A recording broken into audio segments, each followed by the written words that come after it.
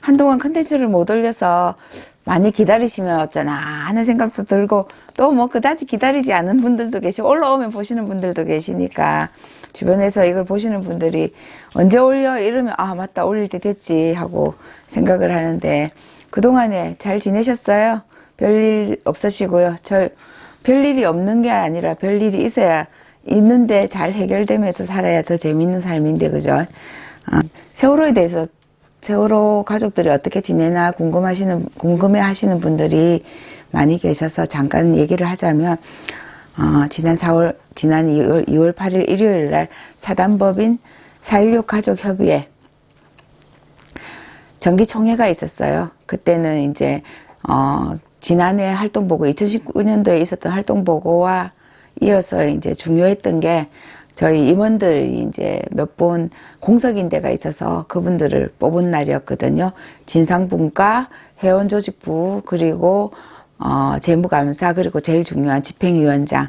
여전히 집행위원장은 다행히 또 여은이 아버님께서, 유경근님께서 해주신다고 하셔가지고 하고, 다른 분들도 다 뽑고 그런 자리였습니다. 그래서 총회를 계속 꾸준히 하긴 했는데, 가족회의를 가끔씩 하는데, 이제 저희가 뭐 행사나 일 때문에 못 나가고 이러면 정말 오랜만에 1년 만에 보는 가족도 있고 그렇거든요. 근데 이번에는 한 100가정 정도 나오셔서 그동안에 뭐 자주 못 봤던 반가운 분들도 보고 했는데,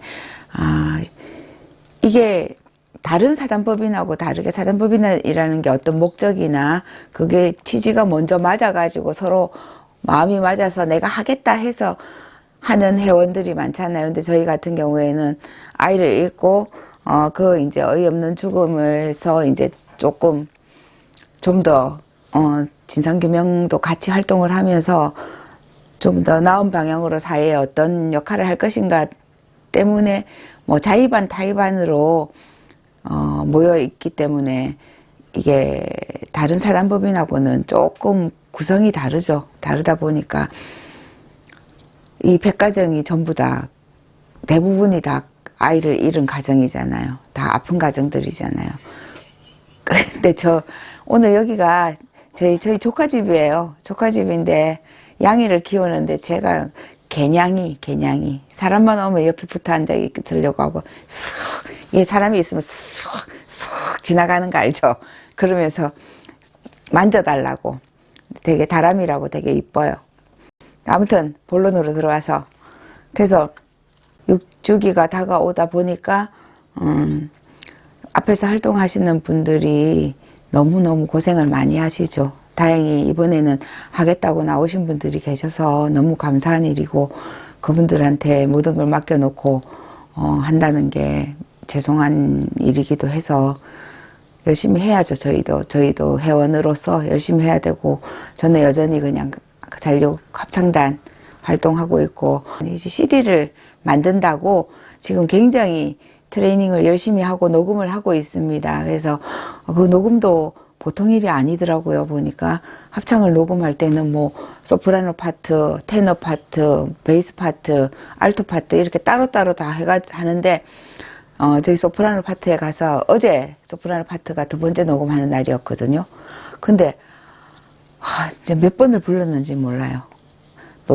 같은 노래를 몇 번을 다막 끊어서, 달락달락 끊어서 부르고, 또 전체를 한 번 더 부르고, 거기다 또 더빙을 하고, 뭐, 아무튼, 기술적으로 굉장히 고생하시는 분들이 많아서 찍소리 못하고 열심히 하고 왔습니다. 그래서 아마 CD는 6주기 이전에 발표가 되지 않을까 하는 생각을, 그걸 목표로 하고 있는 것 같고, 모두 다 고생하고 있죠. 그리고 저희 졸사가 시험을 쳤다 아닙니까? 참. 시험 쳤는데 2월 6일 날 시험을 쳤거든요. 2월 6일이 평일이었잖아요. 그래서 남편이 그 피부관리사 시험도 막 이런 큰 캐리어에 짐을 가득 넣고 가거든요. 그래서 아빠가 데려다 줘야 된다 해가지고 그날 또 회사를 또 휴가를 내고, 저랑 또 조카가 모델을 하기에 조카랑 같이 이제 올라갔는데, 조카랑 졸사랑 이제 시험장에 들여보내놓고 저희는 4시간 가까이 그 근처 북카페에서 시간을 보내고 있었죠. 다행히 저는 책 한 권을 완독을 했답니다. 하고 남편은 옆에서 이제 휴대폰 보고 기다리면서 아우 씨 언제 끝나? 아우 뭐 이렇게 오래 해? 막 또 그러더라고요. 그래서 점심도 아침도 못 먹고 졸사가 가가지고 왜냐하면 시험 치는 동안에 실기시험 치는 동안에 또 화장실 가고 싶고 이러면 안 된다고 아침을 안 먹고 가는 바람에 걱정을 많이 했는데 다행히 시험 끝나고 나왔는데 표정이 좋아서 이번에 합격했나 하는 생각이 들었거든요. 본인도 뭐 명랑하게 하길래 그래서 차 타고 내려오면서 마침 박승화의 가요 속으로 그거 오후 4시부터 하거든요. 93.9에서. 그거 들으면서 제가 살짝 이제 사연을 보냈죠. 그냥 딸내미 그거 시험 치고 내려가는 길이라고 그러면서 열심히 하는 거 보기 좋다고 그러면서 아빠 이름으로 보냈더니 그걸 마침 방송을 해주는 거예요. 방송을 탔어요. 그래서 방송을 타고 스타벅스 커피가 하나 남편 휴대폰으로 왔더라고요. 남편 휴대폰으로 보냈거든요. 근데 그게 방송이 나오니까 우리 조사님께서 뒤에서 이제 앉아있다, 내 이름이랑 똑같다 하니까 우리 조카가 하는 말이, 김예원이라는 애가 또 같은 시간에 시험을 쳤나 봐. 이렇게 바보 같은 소리를 둘이서 하더라고요. 그래서 제가, 아니, 내가 했는데 아빠 이름으로 했더니 대박이라고 자기 이름 방송에 라디오에 그렇게 나온 거 너무너무 신기하다고 엄마 이거 어떻게 다시 들을 수 없냐고 그래서 다시 듣게 해서 하라고 그렇게 기분 좋게 내려왔건만 13일 날 발표를 했는데 카톡이 온 거예요. 엄마 저 불합격했어요. 그래서 나는 얘가 상심이 엄청 큰 줄 알고 카톡에 그래 다음에 또 다시 치면 되지만 하니까 저도 그렇게 생각해요. 베테랑이 되려고요. 이렇게 온 거예요. 조금 얄밉더라고 그렇게 하니까. 근데 어쨌든 예전 같으면 지가 더 인상 쓰고 지가 더 분위기 싸하게 만들 애인데 그게 달라져 가지고 자기 멘탈을 자기가 잘 붙들고 있어 가지고 그래서 그날 저녁 때 너가 왜 떨어지는지도 생각해보고 하라고 긴 얘기를 나누기도 했죠. 그러면서 얘가 좀 많이 변했구나. 자꾸 이래 변하면 유튜브 할 게 없는데 그런 생각이 들었습니다. 너무 변하니까는 너무 잘 변하니까 유튜브 할 게 없다는 생각이. 근데 다행히 떨어져서 저도 마음이 시끄러 죽겠다. 저도 마음이 별로 뭐 좋지는 않겠지만 지 마음은 오죽했겠습니까. 그래도 그렇게 됐다는 게 다행이고 마음을 자기가 추스렸다는 게 다행이고 또 내일 모레 또 시험을 칩니다. 23일 날 시험을 또 해가지고 어쨌든 될 때까지 한다고 했으니까 저는 기대를 해봐야죠. 그래서 시험을 치고 나서 요즘 이제 코로나 때문에 되게 다들 긴장하고 있잖아요. 우리 딸도 예민한 성격이라 그것 때문에 긴장을 했는지 자기가 그 마스크를 직접 사가지고 차고 다니고 하더라고요. 그러더니 어느 날 식탁 위에다가 새 마스크를 올려놓고 엄마 이거 마스크 쓰세요 이러더라고요. 이거 어디서 났어? 하니까 제가 샀죠. 다 같이 쓰려고. 대박. 정말 많이 변했어요. 많이 변하고 요즘은 세탁기 돌리는 법도 가르쳐 달라 해서 제가 가르쳐 줬고 건조기 하는 법도 가르쳐 달라 해서 가르쳐 줬더니 자기 마사지 하면 하얀 수건이 많이 나오잖아요. 그건 자기가 이제 한다고 그러더라고요. 그리고 어제 같은 경우에는 제가 합창 녹음하느라고 늦게 맞춰가지고 건조기에 빨래를 돌려놓고 나왔는데 그래서 카톡으로 건조기에 빨래 있는 거 좀 널어주시면 안 되실까요? 하니까 네 하더니 집에 오니까 깨끗하게 개놨더라고요. 근데 사실 요즘 뭐 사람들 그러죠. 그런 애 너무 착하다 그런 애 없다 하지만 그게 정상인 거 아니에요.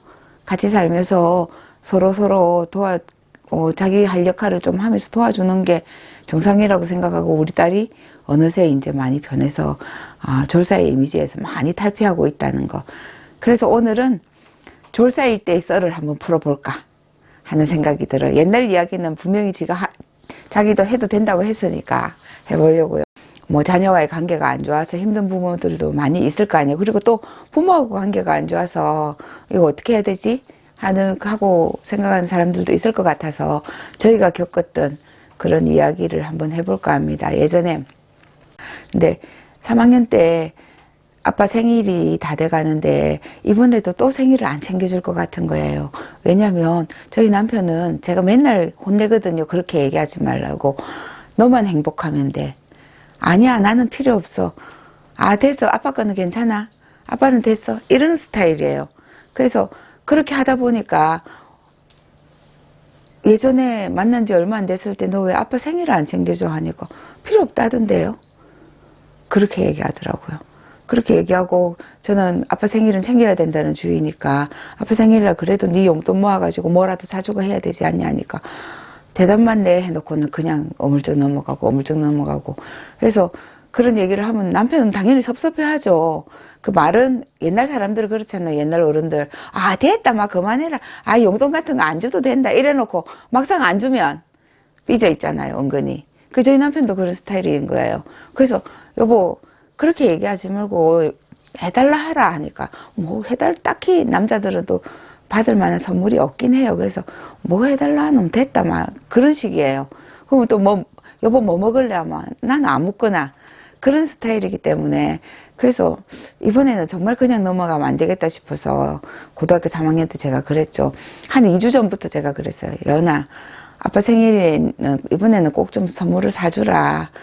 네가 돈을 들여서 네 용돈으로 아빠한테 하다못해 손수건 한 장이라도 양말 한 짝이라도 사다 주는 게 그게 진짜 딸 아니냐고. 그러니까 알겠어요 이러더니 생일이 다 됐는데 저는 계속 지켜보는데 안 하더라고요. 미역국 해놓은 거 잘 먹고 그냥 모르는 척 나가고. 그래서 며칠 지나고 나서 연아 아빠 생일 선물 아빠 생일 선물은 하려고 하는데 말이 땅에도 닿기 전에 인상 딱 써요. 제가 알아서 한다고요. 준비하고 있다고요. 생일이 지났는데 언제 준비하냐고. 그래서 어이가 없는 거예요. 그래서 또 꼭 참아서 또 며칠 지났는데 또 안 하길래 아 진짜 당신 생일 선물 안 사주려나 보다 하니까 아빠가 남편이 아 됐다 포기했다 쟤한테 뭐 얻어먹는 거 이렇게 얘기하더라고. 근데 그렇게 얘기하느니 얘기하는 게 낫지 않아요. 야 왜 아빠 생일 선물 안 사줘? 이렇게 얘기했으면 좋았을 텐데 남편도 아 됐다 막 그냥 이렇게 넘어가니까 그러고 그냥 넘어가다가 어느 날 남편이 또 얘기를 하더라고요. 한 일주일 지났을 때 제가 그렇게 얘기했대요. 자기 생일도 아니면서 자기가 뭔데 아빠 생일을 챙기라 마라 하냐고. 그 말을 듣는데 자기가 뭔데 그러냐는 그 말이 너무 충격인 거예요. 어떻게 그런 말을 나한테 할 수가 있지? 그럼 나는 얘기하고 싶어요. 언제 내 선물 사달라 했냐고. 아빠 생일이니까 아빠 생일 선물 사라고 한 거지. 그렇게 얘기하고 싶었는데, 전애들은 이야기니까, 남편한테 그냥 웃고 말았죠. 그냥 그렇게 얘기했어 하고, 마음은 부글부글 끓지만, 말은 못하고 있었어요. 근데, 한 8일, 9일 정도 지났을 때, 이제, 제 아들 여자친구가 전화가 온 거예요. 어머니, 케이크 잘 드셨어요? 아버님 생일 선물이라고 오빠가 케이크 보냈는데 잘 드셨어요? 이러더라고요. 무슨 케이크? 나는 못 받았는데 하니까 예원이가 케이크 안 가져왔어요? 이러더라고요. 아니 안 주던데 이랬더니 하더니 오빠가 비밀로 하라고 하면서 하도 예원이가 생일 안 챙겨주고 이래서 그거 좀 느끼라고 오빠가 예원이한테 카톡으로 선물로 보내면서 네가 산 걸로 하고 엄마 아빠 챙겨주라고 했는데 안 갖고 왔냐고. 그 말을 듣는 순간 진짜 너무 화가 나는 거예요. 그래서 내가 아직 안 주더라 하면서 그리고 전화를 끊고 이제 이걸 언제쯤 얘기하지 하고 부글부글한 걸 꾹 누르고 한 이틀을 지났어요. 근데 그날이 토요일인데 아침에 제가 뭔가 맛있는 걸 해줬나 봐. 맛있게 잘 먹고 기분 좋아서 노래를 흥얼거리더라고. 그래서 내가 연아 오늘 같은 날은 아빠 저녁 때 케이크 먹으면 안 돼? 아빠 생일 선물로 오빠 케이크 보냈다며 이랬더니 흥얼흥얼 하다가 갑자기 어떻게 들으셨어요? 어떻게 아셨어요? 누가 얘기했어요? 이러는 거예요. 그래서 내가 아니 오빠가 그 언니가 얘기하던데 오빠가 보냈다면서 그랬더니 갑자기 자기 방문을 쾅 닫고 들어가면서 비밀로 하기로 하겠음 하고 들어가더라고요. 저는 어이가 없는 거예요. 그게 어떻게 비밀이 될 수가 있습니까? 아니 자기가 가져와서 엄마 이거 사실 오빠가 그렇게 하라 했는데 내가 가져왔다고 오빠가 보내온 거라고 하면 더 이쁘지 않았을까 하는 생각이 드는데 그걸 비밀로 하라 했다고 비밀로 된다고 생각하는 고3의 생각이 더 웃기고 그래서 한참을 마음을 가라앉히고 있는데 좀 이따 또 그거 초코 케이크인데 드실 거예요? 이러더라고요. 가지고 온나? 어쨌든 저는 받아 먹어야 되겠다는 생각이 들더라고요. 왜냐면 고쳐야 되니까. 그래서 그날 저녁 때 가져왔길래 또 양껏 기분 좋게 먹었어요. 먹고. 그랬던 졸사가 지금 이렇게 바뀐 거예요. 은근히 얘기도 해보고, 옆에서 웃으면서도 얘기하고, 제가 또 그런 모습을 서로 나누고, 서로 챙겨주고, 그런 모습을 보여주면서 아마도 자연스럽게 바뀌게 된 게 아닌가, 그런 생각이 듭니다. 근데, 보통, 예전에 저희 부모님도 그랬었고, 저 또한 그런 세대를 살고 있고, 제 친구들을 봐도 그렇고, 보면, 자식이 잘 되면 나도 기분 좋고, 배부르고, 왠지 살 것 같잖아요. 그죠? 자식이 일이라면. 근데, 그럴수록 자식한테, 네가 원하는 거, 네가 행복한 거 하면 엄마도 행복해. 그건 좀 아니지 않나. 요즘은 너무 자기 마음에 들게끔 살아라. 자기가 마음이 시키는 대로 하라는 그런 얘기들을 인문학이나 책이나 TV나 온 방송에서도 사실은 그런 얘기들을 많이 하시잖아요. 많은 분들이. 근데 그 얘기를 들으면서 제가 느끼는 게 다 자기 생각만 하면 사회는 어떻게 되는 거지? 다 자기 생각만 하면 어떤 집단이나 단체나 어떤 소속감이랄까 이런 게 다 사라지면 인간적인 게 없어지지 않을까? 저는 그렇게 기르고 싶지 않거든요. 그래서 왜냐하면 그걸 다 그렇게 말하는 의도를 알아듣는 사람이 있고, 그 밖에서 경험을 하면서 자기 스스로 인격을 다듬으면서 해나가는 사람이 있고, 어렸을 때부터 가정교육부터 그게 돼야 되는 아이들도 있다고 저는 생각하거든요.